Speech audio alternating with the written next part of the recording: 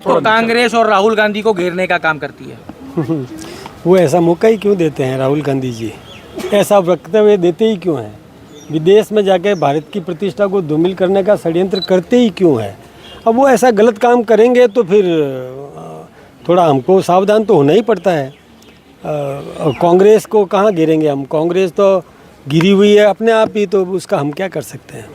हमने कभी कांग्रेस में नहीं, हम तो अपना परिवार संभाल रहे हैं, हमारा परिवार सुदृढ़ कर रहे हैं, और उनको यदि लगता है कि ये सुदृढ़ हो रहे हैं और वो भय खावे तो उनकी मर्जी है, हमको कोई तकलीफ नहीं है। वैसे गोपालगढ़ कांड में मुख्यमंत्री को घेर रही है कांग्रेस, ट्वीट किए जा रहे हैं, जमानत के ऊपर सवाल उठाए जा रहे हैं। अब ये बात कोई है नहीं। देखिए, अग्रिम जमानत में शर्तें होती है और रेगुलर बेल में कोई ऐसी शर्तें नहीं है। वो रेगुलर बेल हो गई, ख़त्म हुआ चैप्टर। अच्छा, इन्वेस्टर राजस्थान का सवाल जुड़ा हुआ है सर। पहली बार मुख्यमंत्री जी जापान गए, कितना इन्वेस्टमेंट, कितना फ़ायदेमंद जयपुर राजस्थान? ये बहुत उत्साहवर्धक वो लेकर के आ रहे हैं। पहले देखिए, मुख्यमंत्री जी गए थे महाराष्ट्र में, तो लगभग 4.5 लाख करोड़ का इन्वेस्ट लेकर के आए। ये हमारे लिए बहुत अच्छी बात है, बहुत खुशी की बात है। राजस्थान में संपन्नता बढ़ेगी। जब यहाँ औद्योगिक विकास होगा तो निश्चित रूप से कईयों को रोज़गार भी मिलेगा। और जो अभी मुख्यमंत्री जी गए हैं विदेश, जिसमें कोरिया और जापान भी गए हैं, वहाँ के भी जो सूचनाएं मिल रही है बहुत उत्साहवर्धक है। कई अप्रवासी हिंदुस्तानी वो राजस्थान में आकर के उद्योग स्थापित करने के लिए तैयार हैं।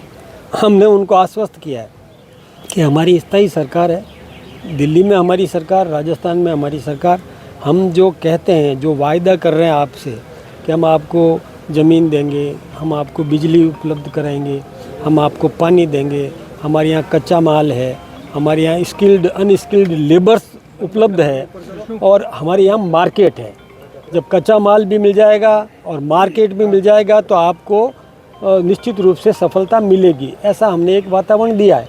और वो जब यहाँ आएंगे तो हम अपने एक अधिकारी को, एक उद्यमी के साथ में एक सचिव स्तर का अधिकारी लगा देंगे, तो उनको चक्कर काटने की ज़रूरत नहीं है। किसी भी विभाग में चक्कर काटने की ज़रूरत नहीं है। बिजली का कनेक्शन चाहिए तो तुरंत वहीं पर एक्सियन को बुला करके कितने किलोवाट का कनेक्शन चाहिए वहीं फॉर्म भरवा करके साइन करा करके दे देंगे, और टाइम बाउंड प्रोग्राम दे करके विदिन 2 और 3 डेज़ हम उनको कनेक्शन उपलब्ध करवा देंगे।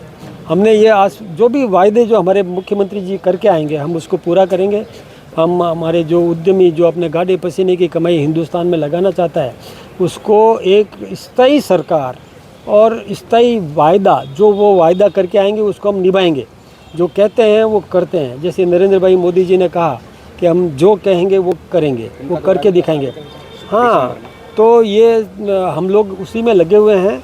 और पहले जो कच्चा माल हम निर्यात करते थे, अब कच्चा माल का निर्यात नहीं करेंगे। हम हमारा उत्पादन बाहर बेचेंगे, जिससे हमारे यहाँ पर संपन्नता बढ़ेगी। मुख्यमंत्री वापस आ रहे हैं साहब? हाँ, मुख्यमंत्री जी कल आ रहे हैं। हमारा पूरा राजस्थान पलक पावड़े बिछा करके मुख्यमंत्री जी का स्वागत करेंगे, क्योंकि मुख्यमंत्री जी एक उद्यमशील है। मुख्यमंत्री जी हमारे राजस्थान के सर्वांगीण विकास के लिए प्रयत्नशील है। तो जब वो इतना बढ़िया काम कर रहे हैं तो हम उनका अभिनंदन करेंगे। यहाँ पर पूरा राजस्थान स्वागत के लिए आतुर है। भाजपा में क्या तैयारी साहब? निरीक्षण करके आए हैं अभी भी? भाजपा तो एक अंग है कार्यालय में, सरकार का एक पीछे बैकबोन है, तो हम साथ में खड़े हैं और हमें तो बहुत खुशी है। हम मुख्यमंत्री जी का कहा कि बुलडोजर की कार्रवाई नहीं होगी। कल सिविल लाइन सोडाला में राखड़ी में गाय मर गई, वहाँ पर बुलडोजर की कार्रवाई हुई। क्या सुप्रीम कोर्ट के आदेश नहीं मानती भाजपा सरकार? नहीं, ऐसा नहीं है। देखिए, सुप्रीम कोर्ट ने कभी भी नहीं कहा कि अवैध निर्माण को ध्वस्त मत करो, कभी भी नहीं कहा। सुप्रीम कोर्ट ने अवैध निर्माण को ध्वस्त करने का मना ही नहीं है। अवैध निर्माण तो, अतिक्रमण तो हटाए जाते हैं, उसमें कोई बड़ी बात नहीं है। आगे बैठाए जाते रहेंगे। अतिक्रमण तो हटाना जरूरी है, नहीं तो ये कुछ बचेगा नहीं, सड़कें नहीं बचेगी, रास्ता ही नहीं बचेगा, कुछ भी नहीं बचेगा।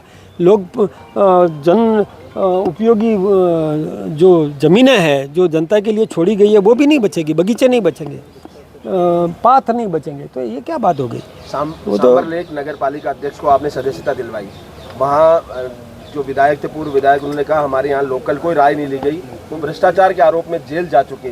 तो क्या बीजेपी अपनी जो सदस्यता बढ़ाने के लिए भ्रष्टाचारी सभी जो भी आरोपी हैं सबको बीजेपी में शामिल कर रही है? आपने शायद महर्षि वाल्मीकि का सुना होगा, इतिहास पढ़ा कि नहीं पढ़ा? महर्षि वाल्मीकि पहले क्या थे? डाकू थे, लेकिन जब उनको ज्ञान का बोध हुआ तो वो महर्षि बने। महर्षि, इससे बड़ा और क्या हो सकता है? तो हमारे यहाँ तो इस बात को तो हमको समझना ही पड़ेगा कि कल क्या था उसको भूल जाओ। हमारे यहाँ आया है, हम जीरो टॉलरेंस, भ्रष्टाचार पर कतई बर्दाश्त नहीं करेंगे और कानून का काम करेगा। कानून में जिसको सज़ा मिलनी है सज़ा मिलेगी, कानून के ऊपर तो कोई नहीं है। यहाँ आने के बाद क्या धुलाई हो जाती है उसकी? देखिए, शुद्धिकरण हर कोई का होता है। मैंने वाल्मीकि का उदाहरण आपको दिया, नहीं एक मिनट, मैंने वाल्मीकि का इससे बड़ा उदाहरण आपको क्या दूं मैं कि पहले का इतिहास क्या था। लेकिन यहाँ आकर के यहाँ पर हम बर्दाश्त नहीं करेंगे, कतई बर्दाश्त नहीं करेंगे। कोई भी आए, लेकिन अपना आप को जो पहले के पाप है वहाँ छोड़ के आए, यहाँ आकर के पुण्य प्राप्त करे। ठीक है, बड़ी बात है। बस एक जन